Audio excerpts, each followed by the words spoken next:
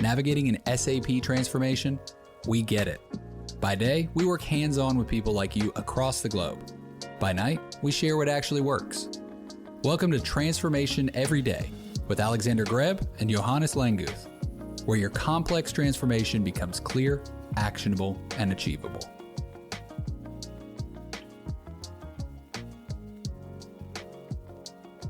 Welcome everybody. My name is Alexander Greb. I am Consulting Director at CBS Corporate Business Solutions, and this is Transformation Every Day, expert insights on SAP and beyond. Today's guest is the legendary Josh Greenbaum, analyst, writer, and one of the most outspoken voices in the SAP universe. For over 3 decades, he's been dissecting both the highs and the lows of SAP strategy, from the launch of R3 to today's cloud era. Together, we explore how key moments in SAP's history shape the enterprise software landscape, why incremental change now dominates, and why user experience must evolve alongside technology.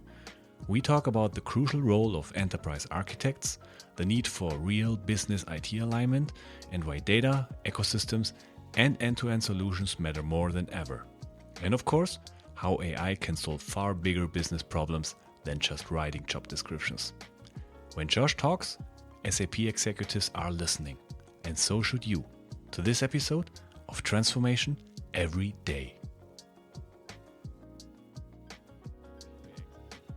Like so many careers, accidental joining a company. Like the Foreign Legion, for example, does similar things. I did not. I want to be very transparent here. I did not commit any crimes here. Okay, just for the record. And record is a good word to start with, because we are recording and we have a guest I'm working on, at least probably without him knowing, but I'm working on since 5 years to get him. It was the old times, the old podcast, and the old podcast stopped, and but I always had in my back of my head, whenever I start again, I need Josh, and now we have him. So great to have you, Josh Greenbaum. It's wonderful to be here. I'm sorry it took you so long. Next time, just call me. And I'll make it happen. It's always so easy. No, it isn't that easy. I know we spent a little time this summer trying to organize this one. I apologize, but here we are. It's great to be here. Thank you. And Johannes is back too. Great to have you, Johannes. Hey, great to be back. And we were talking, Josh, about accidental coming in the SAP world. How did you arrive there? What made you? Utterly by accident, of course, right? Who sets out, particularly in the 1990s, to be part of the SAP ecosystem? So I was actually a tech reporter here in California in the late 80s, and I had a visit from these 2 German guys in the spring of 1991. And one of them, I'll never forget his name, was Dieter Fröhlich. And as someone who knows a little bit of German, I was like, oh, that's a funny name. Okay, Fröhlich, why not? And they were talking to me about this thing called SAP R2. And I have to admit, though I was a pretty decent tech reporter and had a lot of background in the software world, I had absolutely no idea what they were talking about. It might have been a communication problem. But SAP and their marketing, right? That's not been a strong suit necessarily.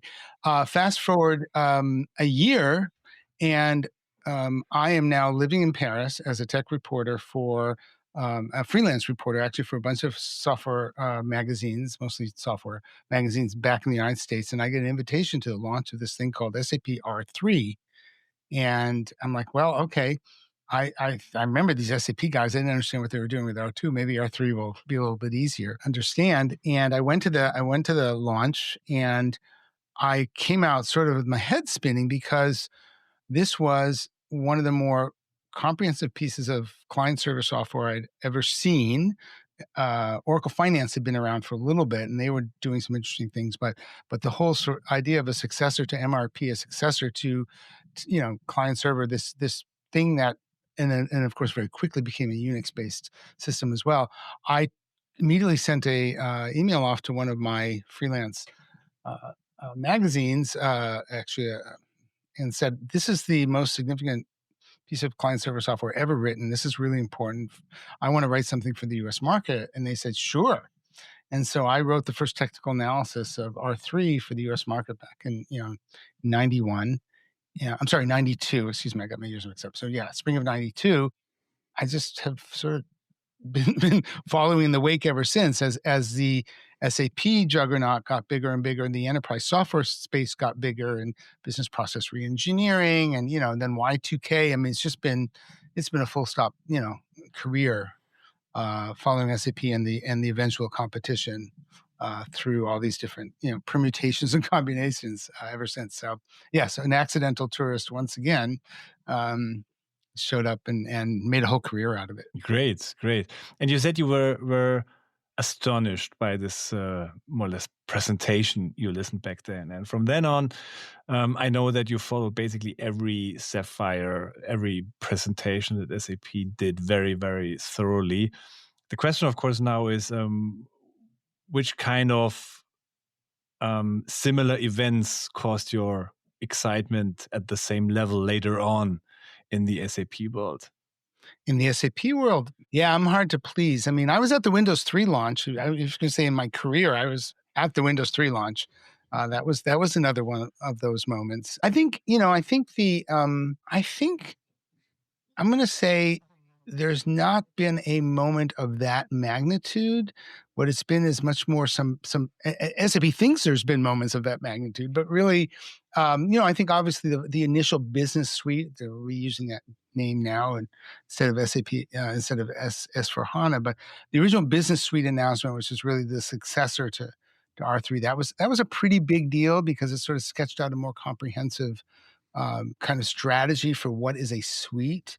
I think that there was, I think certainly actually the HANA database announcement, though it's less important now, was pretty significant because what it meant in terms of separating SAP from the database companies, in particular Oracle. Y2K was fascinating in general, but again, nothing. This was, that was the birth. That was, the moment when the atoms split at the start of the universe, so to speak. So it's been incremental ever since. And honestly, it's sort of taken.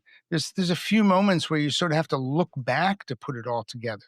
I think BDC is a good one. The Business Data Cloud is a good one where you go, oh, wow, actually, you got to understand the history to understand the magnitude of that.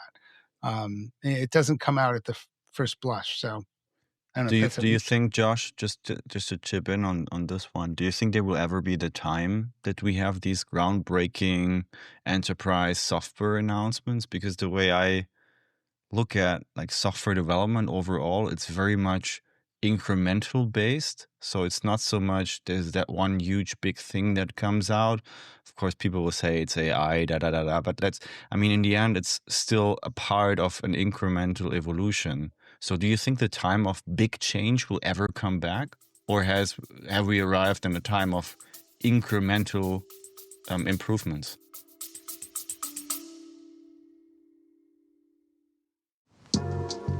Hi there. Quick break for a short message before we go right back to the episode. Enjoying the insights and stories on transformation every day?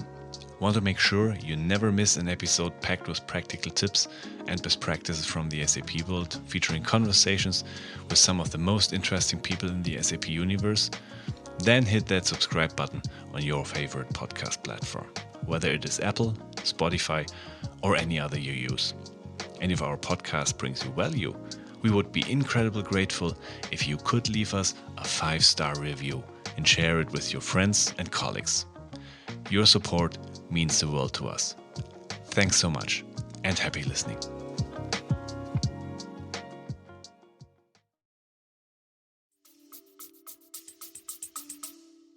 Yeah, I think you're right, Johannes. I think that moment where things really changed that dramatically is gone, and that's because the complexity of the world and the complexity of the software world and the business world it's trying to set itself on is gotten so dramatically different in the last 30 plus years that we can't. I mean, we keep trying to. Nanotechnology, that was going to change the world. Crypto, quantum computing. Quantum still hasn't changed the world yet, but it will any moment now. While we're at it, nuclear fusion is going to change the world. I mean, we have all these world-changing moments that we want to believe. It's sort of a millennial kind of mentality. We want to believe the world will change for the better, but it's going to take, it's not going to be overnight. The apocalypse is not going to rescue us from damnation. We're going to have to save our own souls. Sounds like that. And based on the incremental improvements, I know you are quite critical concerning last year's Sapphire, and you were much more friendly with this year's advanced and announcements. So let's start with what we have now today. The flywheel strategy, things coming together, big puzzles. Is this something that triggered you positively? Well, the flywheel thing was fascinating because I'm not sure it was ever explained what a flywheel really is. Because, a flywheel is a mechanism that stores energy and distributes differentially, distributes energy smoothly, regardless of whether it is the energy is actually being created differentially. And that ability to have the smooth delivery of energy is really a brilliant metaphor for what SAP is saying, is that there's three, you've got these three pillars of what SAP is bringing to the market: AI, data, and apps. And depending, it almost doesn't matter which of the ones you you can apply them differentially, but you're going to get this differentiated value. I'm sorry, you have differentiated inputs and deliver a smooth, consistent value going out. I think that's a really nice metaphor for what SAP is trying to do. I think also, but again, it wasn't as well explained, I think, for people who don't have sort of that mechanical who aren't the engine guys. Right. And I think, similarly, I think this suite as a service and the whole suite it's a really big deal. I really liked what they were saying. What they didn't add to it was it's suite first, but not suite only. This not suite only is a huge part of what SAP has been talking about now for the last year and a half, and came out of Sapphire and is moving forward since Sapphire in the spring, particularly because of what's going on with the tool chain and BDC. That this opening to heterogeneity is really being now talked about on the keynote stage, with SAP is finally acknowledging the customers live in these complex environments and need help, and SAP is going to be there to do it. So I like this year's Sapphire because it had this metaphor that maybe didn't get explained as well as it could have, but it's a brilliant metaphor for what SAP wants to do. And it has this new notion that there is this suite first thing, but again, not as well explained as could have been, but it's not suite only. We're going to support you wherever you are. That's a big change for SAP. I mean, in regards to the SAP AI strategy, right? There was this big keynotes and sessions taking place around Joule and how Joule helps to streamline, right, the user interaction and how the future system interaction looks like. I can see it from your face. Like I'm frowning. I would be excited to hear a bit about what do you think about user interaction? How should it look like in the like this time? I think it's non-sequential by nature, right? Like I think we finally also acknowledge that the transactional sequential flow of activities is gone. But I'd be very interested, Josh, to hear your perspective on how does the user interaction with Joule change overall, or does it change overall? Is there a different entry point? Maybe, I don't know. I think it's hard for me to be objective about large language model based AI because I think it's I mentioned these hype technologies of the past, nanotechnology, blockchain, metaverse, blah blah blah, and I think unfortunately the LLM based world is a little bit like that. So separating the question, if I will, from is it about Joule? Let's park that for a second. Does the user experience need to change dramatically and to reflect the different way in which we need to interact with the software environment? Absolutely. That said, we all know how many people are still stuck in SAP GUI, how hard it is to get people to change, how much every time I open up Teams and they've changed something, and now I have to have 5 clicks just to get the background I want that I put in there. I'm banging not really banging my head against the wall, but I feel like it. So yes, I think, Johannes, absolutely, user experience has to change, is changing. But again, that can't be a revolution because the users won't put up with the revolution. And you can't force a revolution. Yeah, but sorry for directly replying to this, because I'm serving Go right ahead. one of my customers, like large customer, huge SAP transformation, and they're doing, like, they have tons of system, a mix of greenfield implementations, brownfield implementations. When we started engaging with that customer, they did not have any real focus on user experience. Yes, some of the work streams had Fiori in mind, but there was no, I would say, cohesive, full-blown, user-focused, persona-driven rollout, as you would probably need to have it to please a user. And I see, this is not the only customer. I see a lot of customers that kind of, because it's not an immediate return on invest in a user experience rollout, because a lot of customers say to me, whatever, I mean, I can let them do that. Maybe it's Fiori based, maybe it's GUI based, and I think we all agree that's maybe not that the flows might differ. But they say, I don't have an ROI to blow up and expand my project to include user experience driven implementation methodologies. What's your perspective? Wow, there you go. How should I reply, Josh? You just blew it all wide open. So this is the number one problem that I'm working on right now in the SAP space in general and in the business ecosystem. Specifically is this problem, fundamentally the problem, Johannes, you described as one of an inability to create a viable business case for technology change that involves stakeholders outside of technology. That's the beginning and the end of the problem. If you have a customer that's saying, I can't justify doing anything with user experience, I don't see an ROI. That's a customer who hasn't brought in their business stakeholders and shown them what business transformation can do for them and gotten their buy-off and their participation in the overall transformation. That to me tells me your client's doing a technical implementation and a transformation, which is great. There's some ROI in that, but they're missing the big opportunity to really transform the business. And Alexander sent me this long list of all the things we're going to talk about, and it goes on for 4 hours worth of conversation. And at the end, the very last thing is, what's the final takeaway? What's your, the final takeaway is change management and people are the only things that matter. Technology is just a means to an end. And so you brought it up. I'm done, by the way. I've just given you my whole speech for this whole session because that's it. You got to talk to the business user, bring them on board, and nothing else matters at the end of the day.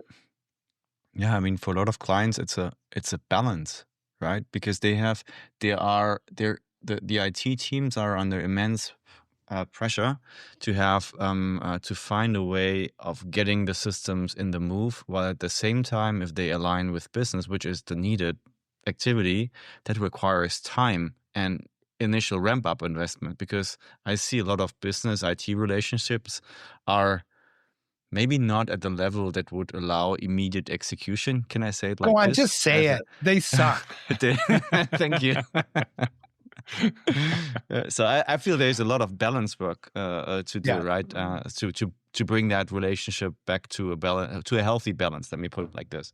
This is the mission I'm on right now. So I'll do a shameless plug here with my friend and colleague John Reed. I'm running a business case workshop at the upcoming ASUG Tech Connect in Louisville, Kentucky in November. And one of the things we're really trying to do, Johannes, and this is to your main constituent in your day job, are these enterprise architects, these smart, capable people who are trying to figure out how to thread the needle, between these complicated business problems, these complicated technology problems. And we all know that they need help. They need help telling these stories and bringing this stuff back to the business. And how do you engage? How do you engage effectively? What is it you, as a technologist who knows in your heart of hearts that this is a good idea, how do you convince these business people who may not, who all they think about is SAP is either something that got in the way last time they tried to do it 20 years ago, or something that the SaaS vendor they work with right now just keeps disparaging it. So this is the issue of the day, is how do you empower the architects, the technologists to talk to the business, and simultaneously, how do you engage the business to do this? So SAP in North America has this, the Connect conference that's coming up already next month in Las Vegas. This is a first ever, if you will, real attempt to say, okay, we're bringing the business side into the room, supply chain, finance, spend, HR. I got one more. Supply chain? Supply chain, finance, HR, spend, HR, oh, and it's CX, right?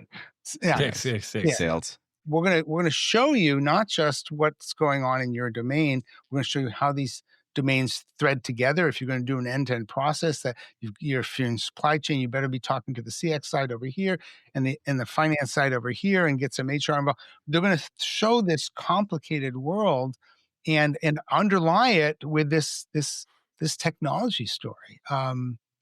That's the first time SAP's really done that, and it's desperately needed, because otherwise you're stuck exactly where you're saying, Johannes. But this is an interesting point, since we are now in the year 2025. We're talking about we're bringing together business and IT seriously for the first time. What the Do hell? you agree? What the hell? What? It's going to be a good snippet, like the what? The what the hell moment. No, but seriously, 10 years have gone since the advent of S4HANA, and same probably like you feel, Groundhog Day almost every time we talk to customers. Still the same topics, still the same questions. Still that bad song on the radio when you wake up in the morning. Exactly. Sonny and Cher still singing about S4HANA as an IT initiative. It's my favorite movie, by the way. Yeah, it's a great metaphor for, why haven't we? Go on, I'm sorry. Yeah, no problem. Why haven't we advanced, in your opinion? Or why do you advance now? What happened? Well, we haven't advanced because a lot of factors. I think, enterprise software, the biggest mistake enterprise software vendors have made, all of them, is they've always tried to sell technology the way they build it, not the way it needs to be consumed. And they built it in silos, and they sold it in silos, and the customers turned around and created silos to buy it and silos to consume it. And none of this stuff fit together, was even intended to fit together. Yeah, you Europeans will laugh at this problem we have in the United States with transportation. It was a law, and I live in California, it was specifically a law. You could not put a public surface transportation system within a mile of an intercity rail system. No station could be within a mile. You literally can't do that. So our BART station in San Francisco was the closest station to the train station, was a mile away. It was required by law. It's the most insane thing ever if you want to move people around. Well, this metaphor fits for the enterprise. And this has been going on for a long time. It's been it's not been a customer success driven industry. It's been a sales driven industry, unfortunately. And that's the result. We sold a lot of software. We ended up with this huge productivity gap. We talked right before we got started about, this research I've done over the years. Mm-hmm. We can show very dramatically that, the growth in productivity is single to double digits at best, despite the fact that the growth in IT spending for this century is often 10, 12%. There's no correlation on the aggregate. What happens with all the money? You've been there. We've all been there. What happens to all the money? Yeah. It gets wasted. The project is late. The project's delayed. You go to and I did a whole research project on this. My God, we've got some projects that really, Hershey, if you remember Hershey, that's an old one. City of Tacoma, Washington over here. That's a relatively recent where a project that should have cost X millions of dollars cost X times 10 millions of dollars and still wasn't successful. The answer is it's just gotten wasted. So yeah, nothing's changed yet. When you speak to these failed projects, what are the root causes? And don't tell me it's the business IT alignment. We are over that topic now. What makes the project fail, Josh? There's a lot of there's a good number of problems, but at the end of the day, and I always say it takes all three parties to fail really miserably, because there's going to be a systems integrator partner in the mix, there's going to be internal IT in the mix, and there's a vendor. Now, usually the partner is the adult supervision. In the vendor is usually, unfortunately, just saying, well, software is a blank slate. You do what you want, and the customer is, depending on how well equipped they are to do this, they are either sitting there hoping the partner they picked is going to take the charge of it, or maybe they're involved. And so it's an interplay of all three parties getting it wrong. But fundamentally, it's a classic overpromise, underdeliver. What are the individual factors, Johannes? So data is the number one problem. Why projects fail has to do with data. Because it's historical data we're trying to integrate into a new system, whether it's how do we anticipate what our new data requirements are going to look like in a greenfield. That's a big third rail. But at the end of the day, it's just fundamentally we have for years not been doing projects correctly. We have not had the guardrails on the board. Yeah, go ahead. Yeah, if I saw the graph that you showed before with the different productivity gains, and that's very, very interesting. What my first thought was, okay, that's the aggregate. What if we break this spend into domains? So because what I feel in a lot of clients that I serve is there is a lot of optimization on domain level, like say for, HR, for the different business personas. So they tend to optimize their respective vertical. Yet, if you put it on a horizontal layer, say the integrated end-to-end view, those vertical optimization points end up in a not optimized end-to-end solution. And I think a lot of companies struggle to balance between vertical optimization and like horizontal optimization, right? Similar to what you have in mathematics, a local optimum versus a global optimum. And I think I would be very interested to see if you break it up, maybe if you might see productivity gains in individual domains that don't add up on a totality, if you get what I mean. Well, and you're absolutely right. The data I showed was aggregate. So it is an aggregate across an economy. It's the mix, the blend of capital productivity and labor productivity. So it's a big aggregation. Absolutely.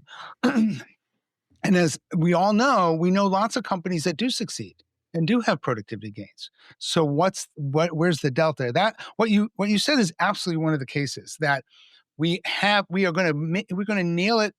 Look, one of my favorite examples was a company that I worked with that wanted to really fix their customer experience, and the whole idea was that the customer was taking too long to make a decision. If we upgrade the customer experience, and they're going to buy the thing we're selling. I can't say anything more about it because it's a well-known company. They're going to buy the thing online. We're going to sell so much faster, and boy, we're going to make a lot more money, blah, blah, blah. They built this incredible user experience, and they had the big meeting in the CEO's office with all the domain heads, and like, look at this thing we're going to get the customer to make a buying decision in 3 weeks instead of 6 weeks. And the head of supply chain goes, yeah, my supply chain's tuned to 6 weeks. So you're going to make a promise you can't deliver. You're going to make it worse for the customer. They're going to be now mad at you. And then you're going to turn on and yell at me because you didn't finance my upgrade. How many times have we heard stories like that? Right? Yeah. So you're absolutely right, Johannes. That's what I said. They sold it in silos. They bought it in silos. They deployed it in silos. And the individual domains can be productive, but and that's back to Suite. And now we go back to Sapphire. Yeah. That's what I love about what SAP is trying to say is let's talk about end-to-end processes, which they've been talking about for a while, but let's talk about them in it's not Suite only. you're running Salesforce, you're running Oracle. Those names are now being said on keynote stage at Sapphire. We will help you be successful. That's huge. You have no idea how many conversations I had with board members about, please do that. Tell your customers you want to work for them. It's really eye-opening when you say this, because for the last decade, we talked about the Groundhog Day. We also always said like, okay, treat it as a business topic. Yeah, we had these workshops, align it to the strategy. Ask, what is your strategy? What kind of capabilities do you need? Derive this. So basically everything what in the end, from year to year, made it more clear what an enterprise architect, for example, is all about. Yeah, should do.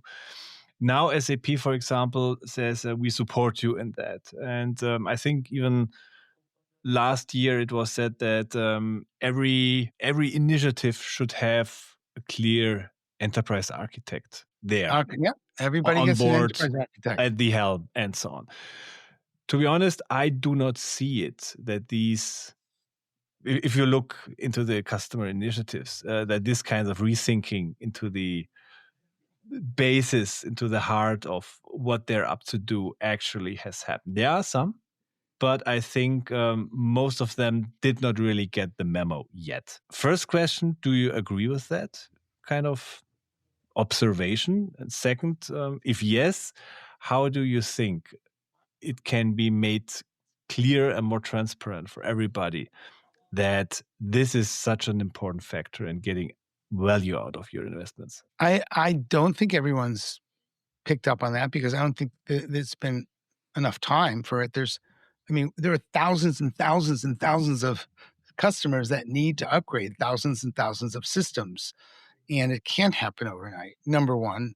Number two, I think that a lot of companies I talk to really are sort of stuck in stage one, trying to really understand this continually evolving set of opportunities on the technology side and matching them to a continually evolving business climate on the other side. It's so complex and confusing that a lot of companies are like, and frankly, I'm going to add that they're being distracted by this AI BS that's coming out right now, and forgetting that we need to solve some really crucial business problems today. So, look, the flip side of this, it's not happening enough. There's 10,000 customers now using the Cloud ALM toolchain. More than 10,000 customers. Which is already a huge leap, definitely. I'm sorry? Which is already a huge leap, definitely. That's huge. And over 5,000 of them are live. They are definitely, by definition, solving a lot of these problems, just because they're using the tools that are designed to solve these problems. So, yeah, I think it's an optimistic idea that there should be an architect in every project, but it's a good idea. It's the North Star. It's where you should be going. Johannes, go on. You have a comment. I mean, I'm an architect, now I'm on fire, and Alex knows how to get me, And I think, you touched base on a big problem, Josh, which is decision paralysis, right? You have so many options today how to move forward. It starts with the right choice of your S/4HANA strategy, and it still makes me feel sad that so many customers still don't have that. But yes, it's a matter of fact that a lot of customers are still struggling to find the right path. But then also, like, how do I evolve my complete architecture overall, right? We've touched base on domains. We've touched base on, hey, there are different business requirements flying in. And I think looking at what I see in the market is that we as architects, and I count myself now as an architect, we have not made a good job in selling our service. Not service in the sense of paying something, but outlining what is the real value that you can bring if you have an architect driving your project, driving your decisions. A lot of people still think it's just the basis administrator that does a little bit of database sizing. That's the conversations I hear. And that makes me feel really sad, because it's such a missed opportunity to have somebody to help out sorting this tangling of all these options and provide streamlined recommendations, right? A lot of activities, architecture-driven activities, is basically providing structure to an unstructured problem. And I feel that we have missed selling this, that this is a huge opportunity for clients and not just a role, but it's the impact that is associated to a role. But also I have to jump on that. What we have to add is, of course, we do not have by far enough enterprise architects, capable enterprise architects that then we would need to in the whole ecosystem to do all the work. That's definitely a very, very scarce resource that we have. And one of the reasons definitely also was that in the past 10 years, that what an enterprise architect actually is. It's a seasoned professional, a veteran. It's not somebody who is 25. It's a little bit older. It has made some experiences in areas which is not necessarily sales, but more technical. So all these kinds of things, which are, to be honest, not really sexy in the, let's say, Nietzsche kind of Superman that the tech world wants their the people that work there to build. It's an absolutely unsexy person. And as such, of course, these kinds of competencies were not the ones that, and also I have to point there at SAP, I have to point at other companies, were actually really cherished in the last 10 years. And as such, of course, we have now to keep up with that and now to catch up with that.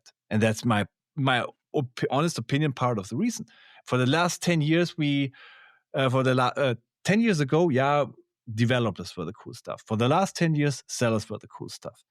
If enterprise architects are the cool people for the next 10 years, I definitely will be happy. You know, you're saying Johannes isn't cool enough. He's a prototype. He's a prototype. For the new species. But you know what? I think we're so much focused on like the role. I even feel that we have this role as an own tool to solve something. And when I speak to my team, I say we do not provide enterprise architects. I say we provide an enterprise architecture experience. What does that mean? It's not necessarily tied to one person, because there is not that one person that can design you a conversion strategy on top, builds you XYZ extensions by hand, maybe even not coding it, but asking, Joule for developers or Joule for consultants doing it. And at the same time, creating you a business case with an ROI and IRR and stuff like, it's simply not existent. So I start changing the narrative. It's the experience, the capability that we need to provide, not a single person, because there are very few person. And I'm right. You're right, Alex, when you said it's a scarce resource. So let's find a way to form, I don't want to say a movement. That sounds very philosophic, but a group of capable individuals to solve the relevant problem that clients are facing, and not just say, hey, that's your architect. He's going to solve and save the world. And by that also save world. And let me say that we can't let the business stakeholders off the hook here. They need to step up to the plate as well and become more competent. Not to own deep technological knowledge, but to really give a damn, if you will. To don't just say, hey, IT, go solve this problem for me. My inventory turns suck and fix it. But say, but be involved. I mean, I spoke earlier this year at the Cloud ALM Summit here in North America. I'm speaking in Darmstadt next month. And a lot of what I'm saying up there is, hey, you, the architects and partners in the room need to engage these business users and make them allies, make them part of the conversation. You're not just lecturing to them. You're not just bringing the tablets from the mountain and presenting them. They're part of a process. So I think that's what you're saying as well, Johannes. Yeah. They're part of a process, but you as business stakeholders need to be involved. I want the architects to learn how to engage them and make them allies, not just people in the room taking dictation going, oh yeah, I should be doing that. I think that really changes the mentality. So that is a movement. I'm going to call it a movement. I like that idea. But do you think SAP's strategy now capable of attracting the business bunch in the area? Either of you going to be at Connect in Las Vegas next month? Me, unfortunately not. That'll be a good test. That's a test drive. Is this look, fundamentally, the SaaS competitors who are line of business focused are able to have these conversations with line of business stakeholders.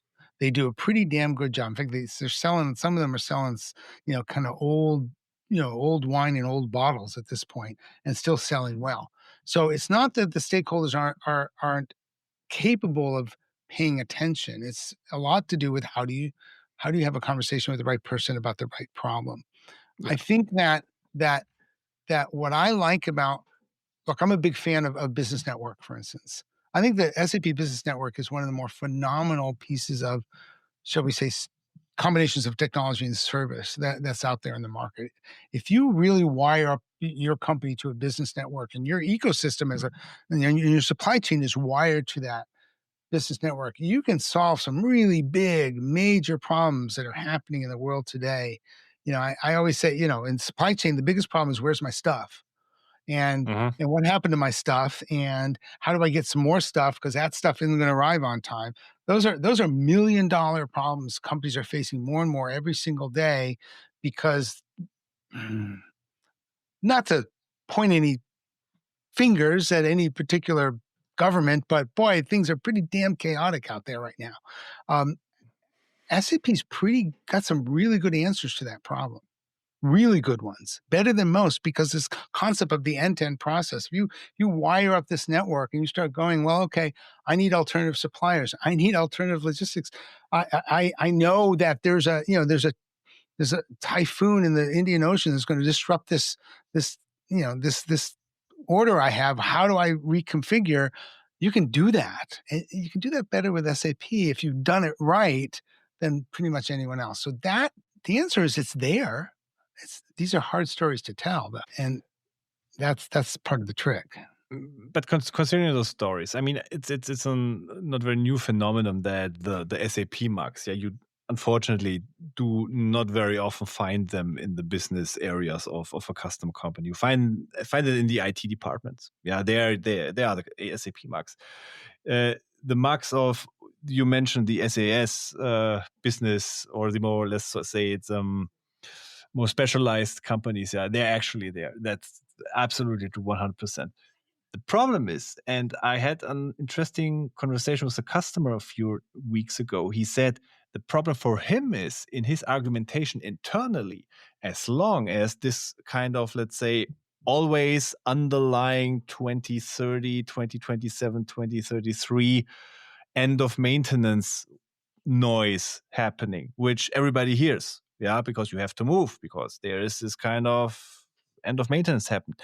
It always gets these IT vibes, which gives very many business people the feeling like, oh, that's something for the cost center guys at the ITs. And of course, we have to become louder than this kind of ground laying vibes, which probably will not be gone till 2020, 2030, 2033. But Alex, wasn't this nudge needed? Sorry for, wasn't this finally needed? Because everybody's like, okay, I'm going to keep waiting. Waiting. Absolutely. But the topic is, why were they waiting? Was our change management? Why were they waiting? They kept waiting because they didn't have a good business case. I mean, it's a chicken and egg problem. They didn't move. Johannes, you're absolutely right. I finally looked at some of the data, the actual numbers of instances out there and the timeline, and it's insane. No wonder. I mean, when I saw Christian 2 Sapphires ago, when I had, I said, I finally understood Rise when I saw those numbers. I'm not a big fan of how Rise started. I think it's evolved to a better place now than it was, but I finally understood. I think you're absolutely right. The SAP has been really good at sticking its foot in its mouth and then tripping over the whole mess for a number of years, despite the fact that it has the right stories to tell. It's always told the wrong story. And I think Rise, when it started, was the wrong story. We're going to force you to do something, whether you like it or not. Today, Rise is, we're going to work with you to make you successful at a pace that works for you. And by the way, these deadlines, Yeah, I mean, they should shut up about the deadlines completely. But at the end of the day, if you really look at how the deadlines are set up, most customers are going to be fine. Time to get going. And then my plan, my job, let's talk about the business case and get the business users involved. And now you're going to be really excited about doing this. It's going to be Josh, great. I want to hear your view. Should SAP step up in its engagement model to have more value-driven conversations? And I'm not necessarily talking about the sales part of the side of the house, right? It's not about selling more or something, but from a cloud vendor perspective, what is your view? Should SAP invest more? Yeah, I saw the. Alexander just showed us a sign. But how should that look like? How should that look like? How should the role look like? I think I've been privileged to see a little bit of what's going to happen at Connect, and the answer is Connect is a showcase for how this can get started, and it should look like a journey map from a problem to a solution that doesn't involve technology, that doesn't involve product, that involves how do I fix my business problem. And it doesn't involve an orthodox view of, and it has to be wall-to-wall SAP either. It's about solving business problems, not about selling technology. How about the ecosystem? I could that you know about the ecosystem, the Las Vegas event and like what we do there. Like, what if SAP takes a leap there? And I feel from your statements, what is presented there. So how about the ecosystem, Josh? Like, if we're stepping ahead, wouldn't we kind of? Does it generate a pull effect? The biggest weakness right now in SAP's strategy is its ecosystem strategy. It is without a doubt the most essential part of the strategy, and it's the weakest. SAP's done a really good job, I think, of evolving the board areas around, I think what Thomas Auersich is doing with success is great. I think how engineering is now focused is great. I think partnering in the partner ecosystem is still behind in its evolution, and it needs to come forward because there is too much of a focus on global systems integrators and big multi-billion dollar partners, and we need so much more than that for this to be successful. And there's so many small and very nimble and very smart partners who are waiting for SAP to show them the love. And, and until that happens, I think SAP is going to sort of keep getting in its own way. But the ecosystem, I think there's a lot of ecosystem partners ready, and I work with them and I seek them out to really change this. SAP's got to change how it works with its ecosystem. Do you think the SAP partners, I know this is a very general question now, but do you think they are ready for what it's needed? Well, we got to start by saying what's a partner, because, I did a whole taxonomy of partners for ASUG recently. There's 6 different kinds of partners, right? Global SIs. Actually, SIs are 3 different kinds of SIs: global, mid-size, and boutique. There's management consultancies, hyperscalers, software development partners, tools and apps partners. There's a whole bunch of different kinds of partners. Are the partners ready? I think the global SIs are not ready, not because they can't be ready, but they don't want to be, because they're going to see their margins throttled. Look at McKinsey, just had this incredible report saying, "Oh my God, we gave our strategy model to a bot, and the bot came up with, 90% of it." Well, hell yeah! If you look at their strategy, yeah, it's all cookie cutter anyway. Let's go in there and it's not smart, it's not strategic, it's basic. So, I think this, again, the smaller firms, the more agile firms, the folks that, I'm going to say, I sort of think of myself in a funny way like that. I mean, I, as an individual sole proprietor, and have been this way for decades, I have to show up and deliver. I can't rest on my name. I can't pretend that, there's going to be something else selling other than me. Bigger the firm, the more they just work on that sales-driven model instead of a success-driven model.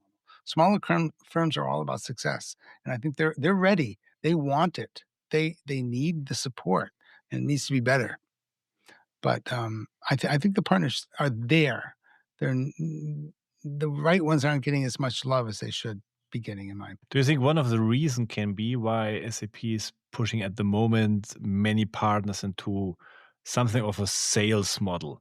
Yeah, when you in many areas when you talk to other partners, they say like, "Listen, we are treated by SAP more and more in a part as a sales partner, not really as an implementation partner, because we have to deliver, of course, the numbers too." Which is right, yeah, but there is maybe a little bit of an overcorrection. That's what some emphasis in that case. Do you observe similar things? The problem with here's the flip side. Okay, the problem with having a lot of smaller partners is that you have to really, as the vendor, as the OEM sitting at the top of this, you have to be able to differentiate between the ones who are running a lifestyle business, the ones who are really running a business, because the long tail is can really suck a lot of resources. So it's yeah, I sympathize with the fact that SAP needs to put resources into this and get out of it a sense that there's a sales benefit, without a doubt. What I think is the problem is it's missing maybe a clearer definition of what is that benefit. So SAP needs partners for the last mile, all kinds of last miles, right? The last mile in my industry, in my geography, the last mile when it comes to compliance with the last mile, all this stuff is not going to necessarily be something you're going to get out of the mothership ERP system. You're going to need this stuff you're going to need the last mile in terms of customization, last mile in terms of how do I take my old customizations and maybe put them into BTP or maybe find them in the roadmap. And there's a lot of stuff that needs to be done that is extremely valuable to be done and needs to be done by these partners. But I think you're right. I think SAP is going to have to, they're going to have to ask for these partners to be selling. But I think what the partner can offer should be selling itself if it's positioned correctly. And I think that's the problem with SAP is it's not positioning them correctly. It's giving all its keynote love to giant SIs who frankly are screwing up project after project and have been for decades. And I've got the data for it. I'm not just saying that, but it's not an opinion; it's a data effect. but so it's a balance. But yeah, I think partners. Yeah, you're going to have to sell, but hey, SAP, you're going to have to sell the partners better. What happens there? Do you think any more or additional threats which are out there, which could make this plan that we have in the ecosystem of involving our customers, our users in a cloud-based world fueled by great technology and AI end-to-end wise, besides any political global economy stuff? Besides that, that's a hell of a threat. That's a hell of a threat, I know. But everybody's talking about we are here for the special one. Yeah. No, and it's an opportunity as well, because at the end of the day, I think this is really, we're seeing this now. I'm certainly seeing this in the customers. We need desperate help with dealing with the complexity and the confusion in the world. And again, if you take what SAP really can offer to heart, there's a lot SAP can do to help the customers dealing with this complexity and confusion. I think the biggest, are we talking about the threat to SAP success per se, or the threat to customer success? Let's talk about both, because I think they, in fact, are quite interconnected. Because when SAP may jump the shark, it's not really good for the customers. Right. And when the customers do not get any benefits, the whole ecosystem then is more or less against the wall, because we completely lost our credibility of ability to deliver value to our customers. Well, I honestly think this sounds maybe controversial. I think one of the biggest threats on both sides is the overinvestment in large language model based AI and the underinvestment or the underrecognition of the value of traditional AI to solve a lot of real problems today. I think we're finally seeing that. I think the stock price has got SAP and everywhere other tech companies stock price has gotten kicked down the stairs a little bit lately, because we're realizing that this has been a distraction, and frankly I think an unhealthy distraction. I mean, one of my favorite interesting examples. I was just talking to a customer about this, and they're not the only one doing this. When I say, give me an example of something you're doing with AI that's not LLM based. And say, oh, well, we have this rules-based engine that SAP gave us, and it helps us manage service tickets. We have, and SAP's been doing that with invoice for years. Let's look at it. Let's just parse these invoices and surface the ones that need human intervention and pay the rest. That stuff needs to be better emphasized.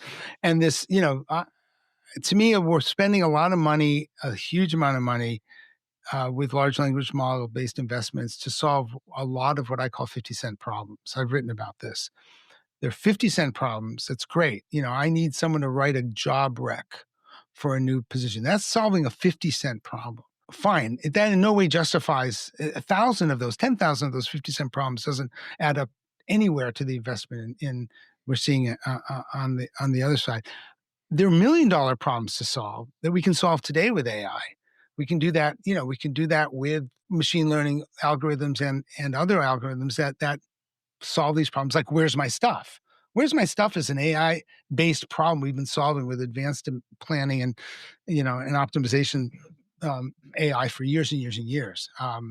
So I think we get out I love everybody on the business side and on the vendor side to say, hey, let's not stop this AI mentality. Let's just redirect it towards the stuff that's working. But that's an interesting point, because maybe it is so hyped at the moment by the OEMs, because it is so easy marketing wise to exploit the benefits in the first view. Like, you can make a lot of benefits. I'm putting air quotes on benefits. Yeah, benefit air quote, because it's something that the user in his interaction maybe more realizes than in other cases. Why probably, and we talked about it on the podcast in the past, a truly AI focused ERP, for example, would look anyway completely different. Yeah, you have that. Well, Johannes started this, right? Yeah. What about the user experience? Yeah, that would be great if we could have these conversational experiences. Absolutely.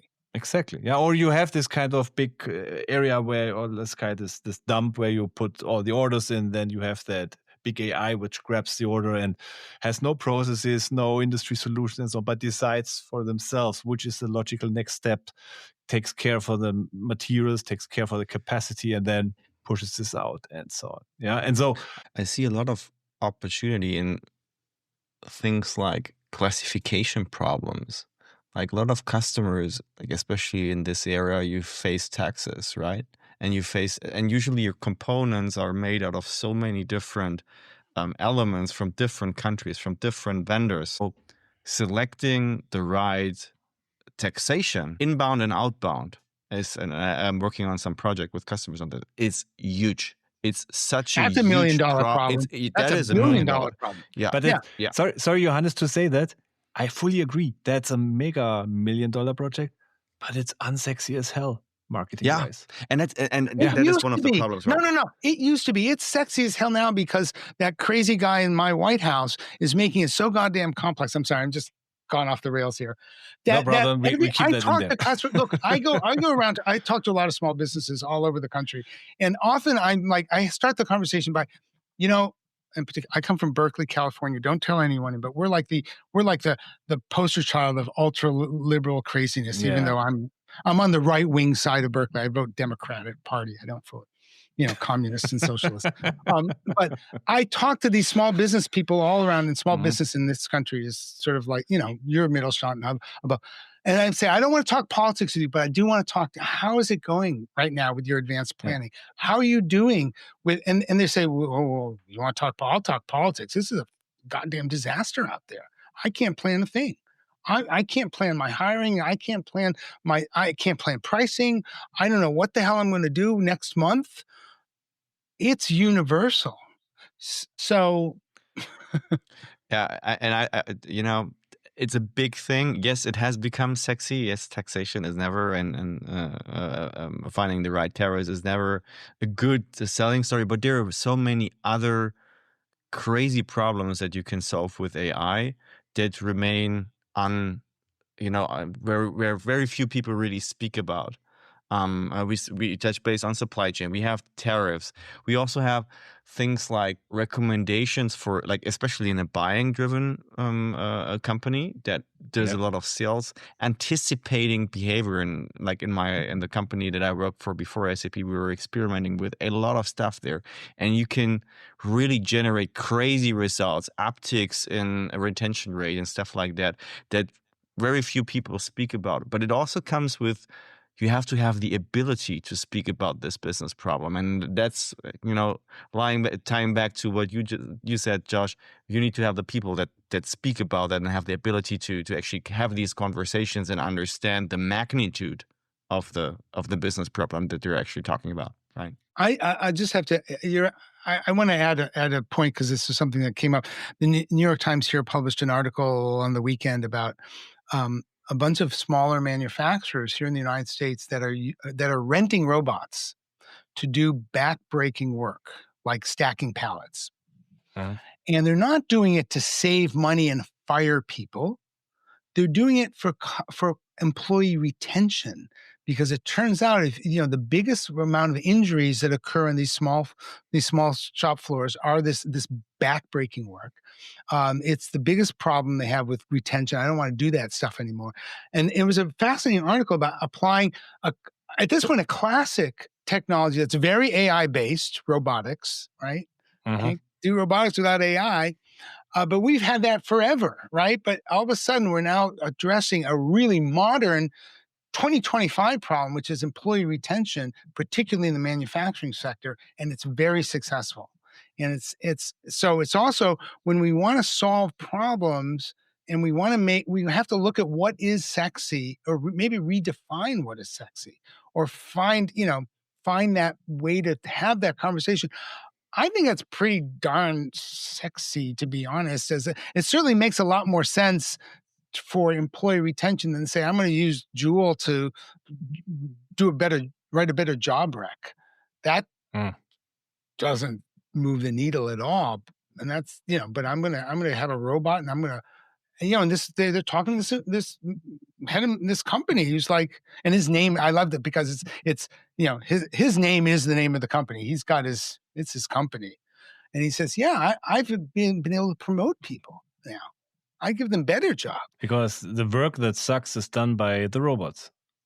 As it should be. Take the robot out of the human. And that's the best application of AI you can have. Wonderful. Josh, we went completely off the script, which is, by the way, script or talking points, which doesn't matter at all, because you spoilered the ending in the beginning anyway, so doesn't matter. To come to an end, we were talking about in the beginning the books that you read, and you had a very interesting statement to that, because funnily, you do not read any books about business or technology, if I understood that correctly. That's right. I never do. How come? My undergraduate degree is actually in international politics. It's not in technology either, though I did grad work in tech. Turns out one of the most important things that the classes I ever took was about European history. I learned about something called the Hanseatic League. I learned about the city-state model of European progress. Moved to Europe, and it turns out, and worked in tech. It turned out my knowledge of history and politics was much more important than anything I could have about technology. So I've always taken that as my goal, is to actually look outside of my world to find the things that are going to make my world more interesting, my business world more interesting. A number of years ago, actually it was during COVID, in the quarantine, I started reading about animal intelligence. And I started reading books about chimpanzees and whales and birds, and trying to understand intelligence. And in fact, right now I just bought a book about ravens. And it turns out that that's a really great way to understand the mistakes we're making in artificial intelligence now. because the people who are really doing interesting work and understanding intelligence are actually animal ethologists. And in fact, there's a guy, my hero is this guy named Frans de Waal, who's a primatologist. He's a Dutch primatologist who I think he's retired now. He wrote a book called Chimpanzee Politics. And it was about using the model of human politics from Machiavelli to understand chimpanzee behavior, which in turn is a perfect mirror on the human world. So I read books about how other scientists look at culture and humanity, because it makes me cultural and non-human intelligence, which helps me understand humanity. So all of this, when I look at this, this idea of this search for artificial general intelligence, my first question is, and this is the name of a book by Frans de Waal, are we smart enough to know how smart animals are? And the answer is no. And are we smart enough to really know what intelligence is? And the answer is no. So yeah, I don't read business books or tech books. That's fine. I respect people who do. I'm trying to find other places in the world of ideas that are going to inform what I do every day. And so far, this has been a pretty interesting one. So are there any recommendation for, let's say, the top 2 or 3 books that people should read to make better decisions in our tech-driven world? Chimpanzee Politics is a really good one. Definitely actually. one. Any else? And I think, I just finished a book called, I'm going to blow the line. It's called Life as We Don't Know It. It's by an astrophysicist at the Arizona State University. And she's writing about how do you define life in a universal way, literally universal way, so that when we are on another planet, we'll know it when we see it. And I recommend the book because it goes into this question of what is life. And at the end of the day, when you start defining life, you just have to define intelligence. You have to define interactions. You have to define how species relate to each other. And that's all we're doing all day long. It's just a bunch of humans trying to relate to each other and tell our stories and get our things done. And I don't think there's a lot of difference there between those basic questions and what we just talked about today, just now, in a very interesting conversation. That's great. Thank you very much, Josh. And My for pleasure. sure, this Fantastic. will not have been our only and last conversation. I want to have you back. So I reserve your time already now for the next year. I'm here. I'm not going anywhere. Perfect. I'm moving fast for the next couple of months, but yeah, anytime. I love this. It's a lot of fun. Good to meet you again. And thank you, Johannes, of course, for your time, and Alexander as well. Thanks for having me here. The last question: when people want to know more about Josh and follow Josh and read about Josh and whatever comes out of your brains, where are the best places to do that? I actually do a decent amount of writing for ASUG News, the America's SAP user group, so you can find me on their website. I work a lot with John Reed from Diginomica. He's kind enough to quote me from time to time, and we do some interesting collaborative work. And I'm on LinkedIn. One of our future guests, by the way. Yes, I'm sure. Of course. Definitely. And I'm out there on LinkedIn. I'm not on any other platforms at this point because that's another story. But yeah, I'm out there. Thank you very much for asking. Awesome. Thank you very much. Josh, have a great day. You too. Thanks. Thank you, Josh. Bye-bye.